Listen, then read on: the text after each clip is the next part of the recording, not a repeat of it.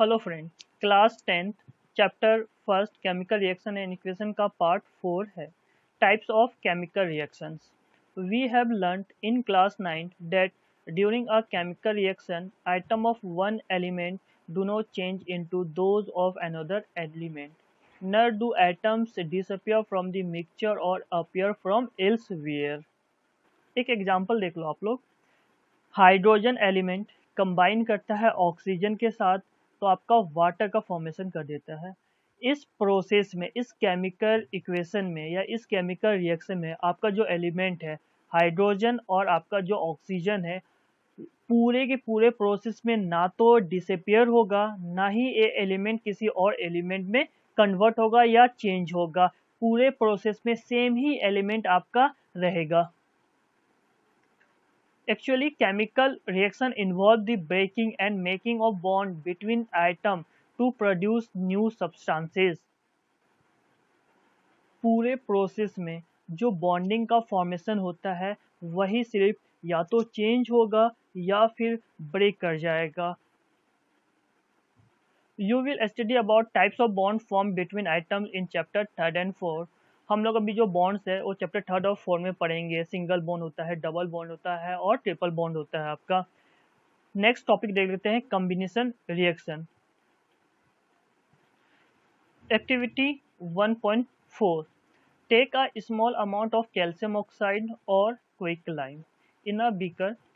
Slowly add water to this. Touch the beaker as shown in figure 1.3. Do you feel any change in temperature? Activities को देखो.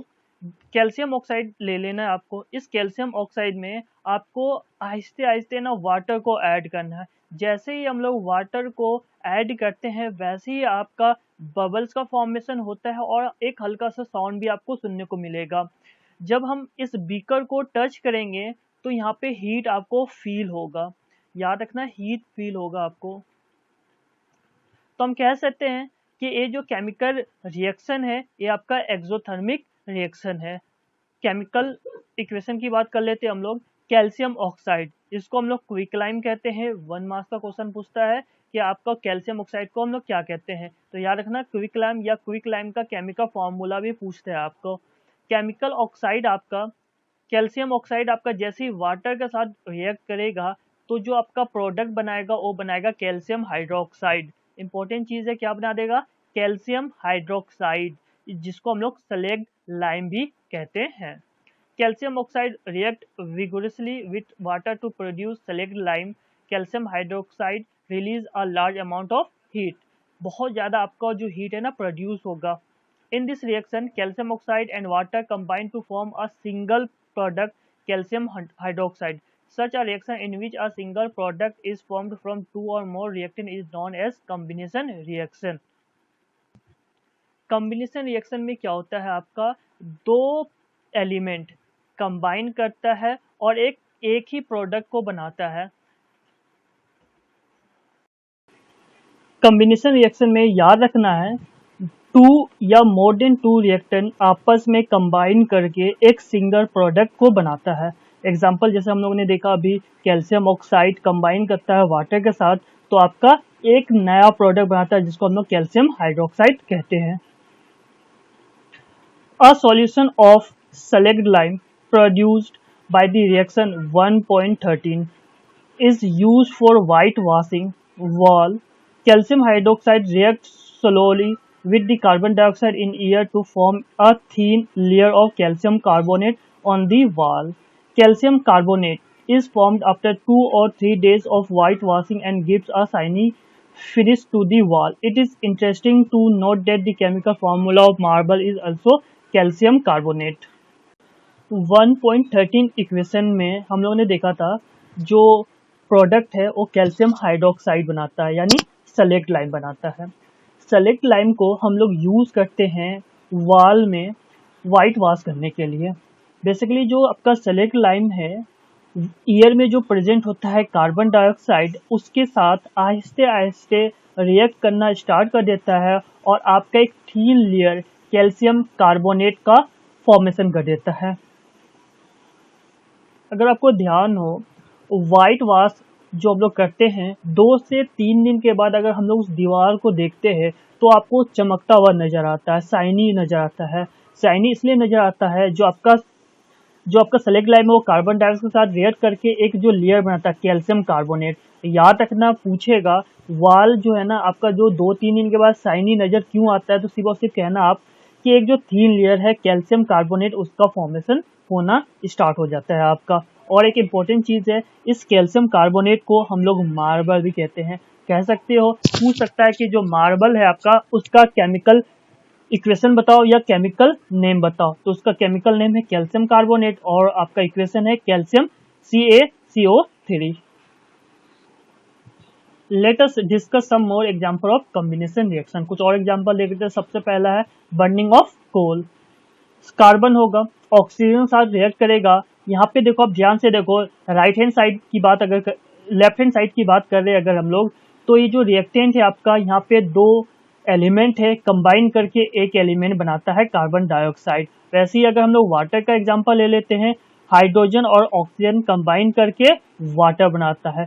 दोनों example में हम लोग देख रहे हैं, जो आपका रिएक्टेंट साइड है उसमें 2 एलिमेंट है, लेकिन आपका जो प्रोडक्ट साइड है उसमें एक ही कंपाउंड का फॉर्मेशन होता है। तो हम सिंपल कह सकते हैं, जब 2 या 2 से ज्यादा सब्सटेंस, चाहे वो एलिमेंट हो चाहे वो कंपाउंड हो, कंबाइन करता है तो एक सिंगल प्रोडक्ट बना देता है। इसी को हम लोग कॉम्बिनेशन रिएक्शन कह सकते हैं या कहते हैं। In activity 1.4, we also observe that a large amount of heat is evolved. याद रखना, heat is evolved. This makes the reaction mixture warm. Reaction in which heat is released along with the formation of product are called exothermic chemical reaction. Most important चीज है कि exothermic chemical reaction क्या होता है और endothermic chemical reaction क्या होता है। Exothermic chemical reaction होता है जब भी 2 एलिमेंट कंबाइन करता है, कंबाइन करके एक प्रोडक्ट बनाता है, अगर प्रोडक्ट के साथ साथ हीट को रिलीज करता है तो उसको हम लोग कहते हैं exothermic chemical reaction. Other example of exothermic reaction are burning of natural gas. Methane है, CH4 ऑक्सीजन के साथ कंबाइन करता है, कार्बन डाइऑक्साइड बना देता है और आपका वाटर बनाता है, उसके साथ साथ हीट भी रिलीज होता है। नेक्स्ट है, do you know that respiration is an exothermic process. We all know that we need energy to stay alive. We get this energy from the food we eat. During digestion, food is broken down into simpler substances. For example, a rice, potatoes, and bread contain carbohydrate. These carbohydrates are broken down to form glucose. This glucose combine with oxygen in the cell of our body and provide energy. The special name of this reaction is respiration, the process which you will study in chapter 6. Respiration जो process होता है हम लोग chapter 6 में details में पढ़ेंगे। Basically होता क्या है। सबसे पहले फोटोसिंथेसिस प्रोसेस की बात कर लेते हैं। जो प्लांट है अपने सराउंडिंग से कार्बन डाइऑक्साइड को इनहेल करता है, उसके साथ ही साथ जो आपका वाटर है वो रूट के थ्रू लेता है और आपके सनलाइट के प्रेजेंट और क्लोरोफिल के प्रेजेंट में अपना खाना को बनाता है और क्या बना देता है, ग्लूकोज बना देता है और साथ ही साथ ऑक्सीजन बनाता है। ये ऑक्सीजन को रिलीज करता है, इसी ऑक्सीजन को हम लोग इनहेल करते हैं। एक बात और याद रखना, हम लोग जो है हेटेरोटाइपिक मोड ऑफ न्यूट्रिशन है, हम लोग या तो डायरेक्टली या इनडायरेक्टली प्लांट पे या प्लांट के द्वारा जो बनाया हुआ फूड है उस पर डिपेंड करते हैं। अब हम लोग रिस्पिरेशन की बात कर लेते हैं। ये जो ग्लूकोज बना रहा होता है आपका प्लांट, इसी ग्लूकोज को हम लोग डायरेक्टली या इनडायरेक्टली अपने खाने में लेते हैं और हमारा जो सेल है, सेल के अंदर एक आपका माइटोकॉन्ड्रिया होता है, उसी माइटोकॉन्ड्रिया में ये जो ग्लूकोज है ऑक्सीजन के साथ कंबाइन करता है, कंबाइन करके कार्बन डाइऑक्साइड, वाटर और इम्पोर्टेंट चीज याद रखना, एनर्जी का फॉर्मेशन करना स्टार्ट करता है या एनर्जी बनाता है। इस एनर्जी को हम लोग ATP कहते हैं।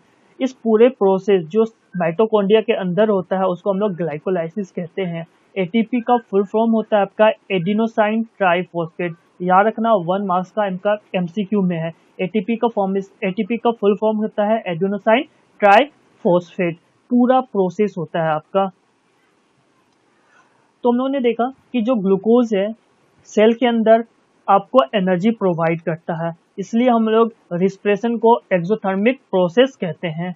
नेक्स्ट है the decomposition of vegetable matter into compost is also an example of exothermic reaction. Identify the type of reaction taking place in activity 1.1 where heat is given out along with the formation of a single product. Activity 1.1 में आपने हम लोगों ने देखा था magnesium oxygen साथ combine करता है। यहाँ पर भी देखो आप लेफ्ट हैंड साइड में दो एलिमेंट है और आपका जो राइट हैंड साइड जो प्रोडक्ट बनाता है एक सिंगल कंपाउंड बनाता है। तो ये भी आपका कॉम्बिनेशन रिएक्शन है आपका।